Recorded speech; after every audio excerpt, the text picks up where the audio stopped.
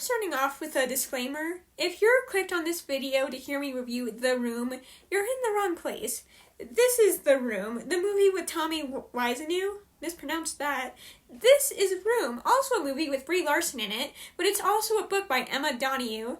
Mispronounced that. And that's what we're discussing today. And the two are not at all similar. So for those of you staying, go down to the descriptions for your trigger warnings, because you'll need it. And let's talk about Room.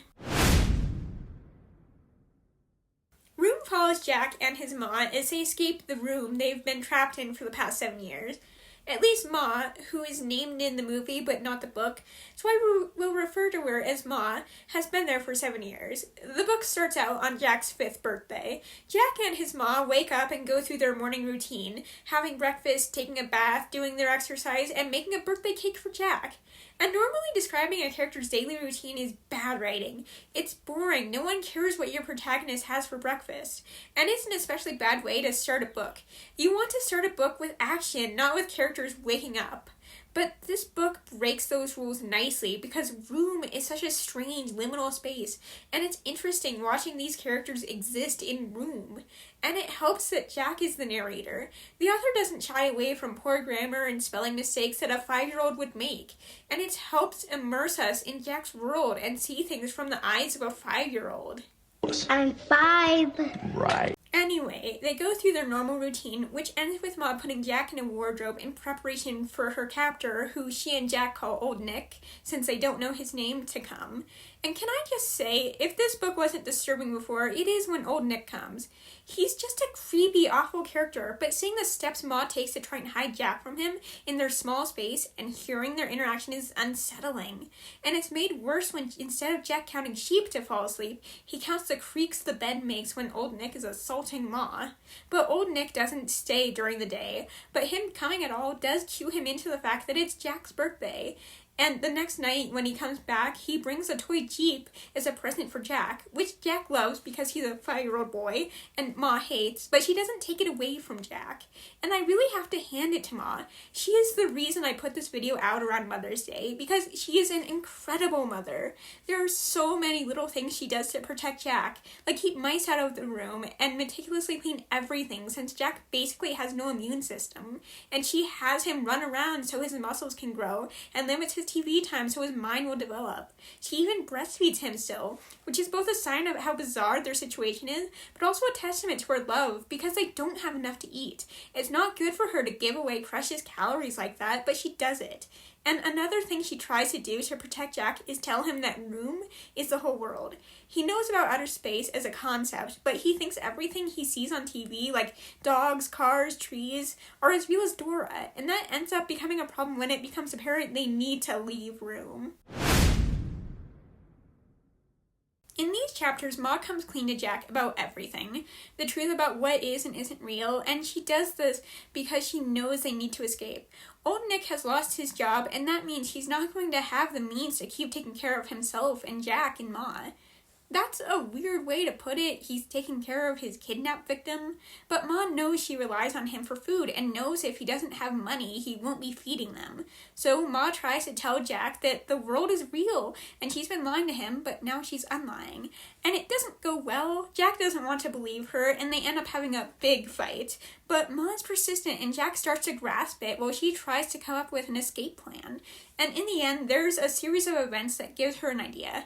It starts one night when Jack is playing with his Jeep, which is a remote control toy, and ends up driving it onto Old Nick's head when he's sleeping, which scares him and ends with him attacking Ma. She ends up with bruises, and the next day she's catatonic and can't bring herself to get out of bed. And Old Nick decides to punish them by cutting the power. And as awful as all this is, it gives the idea to Ma that the cold could have made Jack sick, and that could be their key to escape. These are the chapters where Ma and Jack get out of Room. It starts with Ma trying to make Jack look sick. She bakes him with hot water, vomits in his hair, and generally does everything she can to fake him being sick, which makes him miserable and unfortunately doesn't work.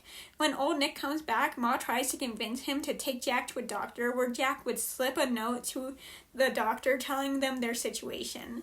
But old Nick doesn't take Jack. Instead, he comes back the next day with expired antibiotics, which made me hate old Nick just a little bit more, because really, he couldn't find not expired medicine for the baby. Luckily, Jack doesn't need the medicine, even for pretend, because Ma has revised her plan and decided to convince old Nick that Jack died.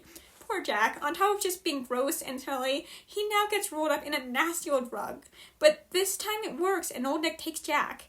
Jack's side of the plan is to wriggle out of the rug, wait until the truck slows down, and then jump out, find someone, and give them the note to the first person he sees. Which sounds simple enough, until you remember, this is the first time Jack's ever been in a car or talked to someone besides Ma. Still, he manages to accomplish the plan. He gives a note to a man he sees who calls the police, and from there, even though Jack doesn't know how to interact with people, he manages to give them enough information to find Ma. And when they do find each other, Ma says everything only took an hour, which is some good pacing because it feels like Jack is alone in the world for a lot longer. One thing I really love about Room is how much of the story takes place in the wider world. In other stories, the escape would be the climax, and the book would end soon after. But a lot of the book takes place after the escape, and that's ultimately what the book is about, the after. Once Jack and Ma are out of Room, they're thrown into the whirlwind that is being missing people who have been found. Once Ma is saved, they go back to the police station where Ma has to answer some questions, and where she's faced with new parenting challenges. There's a scene where they're in the police station when Jack asks if he can nurse, and Ma lets him, and she's short when the police officer is uncomfortable seeing a 5-year-old openly nursing. And Ma really isn't having any of it. She's short and prickly with people, and just as protective of Jack as she's ever been. Anyway, once they leave the police station, they're taken to a hospital where they'll stay indefinitely while they get everything sorted out. Again, they're malnourished, Jack has no immune system, and they've been through incredible trauma. And it's interesting watching Jack experience all this new stuff. I feel like by the time a kid is 5, parents are saying I don't know a lot to their questions. But the opposite happens here. Ma is able to explain showers and cars and aquariums to Jack and seems that much more all-knowing. And in the background of Jack's discovering the world is all the bureaucracy of rehabilitating him and Ma. After a few days in the hospital, their family comes. We're introduced to Grandma and her husband Leo, and briefly to Grandpa, but he can't really stand to look at Jack, which upsets Ma, so Grandpa doesn't stay long. We're also introduced to Ma's brother and his wife and daughter, and slowly they're led out into the world, going outside, exploring the hospital, going to the dentist, and talking to the press. Ladies and gentlemen of the press. We're not privy to the conversation where people convince Ma it's a good idea to hold a press conference, but she decides to. And this leads to a nasty scene where Jack wants to go, and in the chaos of Ma trying to go to the press conference without him, he bangs his head, and Ma ultimately decides to just take him. And the press conference is awful. People ask Ma why she didn't give Jack up as a baby, which is a low blow for someone who's spent every moment of Jack's life protecting him and doing so much to take care of him. And the next day, when she and Jack are supposed to go to the museum, Ma's not getting up. But again, Jack's seen this before. He's seen her be too depressed to get out of bed, so he ends up going with his aunt and uncle without Ma. And in the end, they don't make it to the museum. They decide to stop for just a minute at the mall to buy a birthday present for a different kid, which turns into buying toys for Jack and his cousin, and trying to teach Jack about the world, like you can't just walk out of stores without paying for stuff. And this was actually a pretty entertaining scene, watching the adults struggle to wrangle 2 small kids for the first time in a very realistic way. This book really doesn't shy away from realism, and as awful as that is in a lot of times, it can also be really entertaining. But the fun doesn't last long, because when Jack gets back to the hospital, Ma's still not up, and he ends up discovering an empty pill bottle. Ma does not succeed in taking her own life, but she does need to spend time in the hospital away from Jack, and his grandmother takes the opportunity to take Jack back to her house. And I have to say, I didn't particularly like the grandma. She almost reminds me of those less intense version of those toxic mother-in-law skits. Does anybody else watch those? Anyway, she takes Jack home and tries to live her life, which is a problem because she now has a 5-year-old that in some ways is 5, but in other ways is very much an infant. Like Jack's first night home, Grandma tries to get him set up in the guest bedroom on a different floor than her and Leo's bedroom, which I automatically thought was stupid. This is a kid who's only been alone in a room for a couple of hours in his whole life. He's never slept on his own before. He can't sleep in a room all alone, and in the end he doesn't. His grandma pulls out a blow-up mattress and puts it in her bedroom, but it was odd that that wasn't her first instinct. Go to sleep. And for a while, that's how things go for Jack. His grandma slowly starts to understand what he's capable of, and he slowly adjusts to the world. And as nice as that was to see, this also made me prickle, because this is Jack's first time seeing the world, and Ma isn't there to see any of these first. She doesn't get to see Jack sitting in the hammock for the first time like she did as a kid, or be there for his first haircut, which admittedly he cut his own hair, or take him to the ocean for the first time. It just feels like a balancing act his grandma wasn't doing well, of having to show Jack the world, but taking a lot of big important firsts from Ma. Luckily, eventually Ma gets better. Ma isn't exactly discharged from the hospital, but she and Jack move into a long-term residential facility and slowly start building their lives. They ride the bus, visit their family, and generally go on adventures. And the book ends back where it started, with Room. At some point, Jack talks about missing Room, so Ma takes him back to give Room one last goodbye. And it is a beautiful, horrible scene.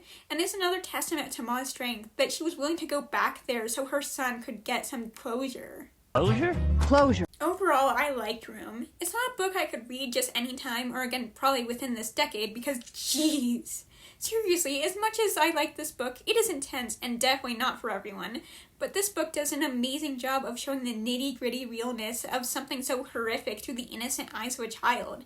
There are a lot of horrors that Jack doesn't have the names for, but he does so well describing these normal things to him that we understand what they are and that they are in fact not normal.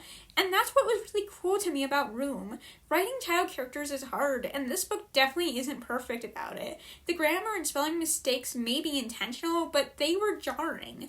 But this book is a great way to get a feel for how kids think and how they interact with the world. And it also does an amazing job of writing mothers. As much as I prickled over Grandma, I still sobbed when she was reunited with her daughter. I loved Jack's aunt even though we barely saw her. And I was blown away at the strength and resilience Ma had. Mother characters can also be hard. It's hard to have to be the bad guy or the voice of reason or even just not the fun parent. And I feel like a lot of times in TV and books, moms are more the butt of the joke than in on it. But if you want to write a strong mother character who your audience will love in spite of their flaws, I feel like Ma is a great example of that. So go out and read Room by Emma Donoghue, and I'd also like to give a shout out to my mom who introduced me to this book and a lot of other great literature. Happy Mother's Day to you, Mom, and all the other mothers out there.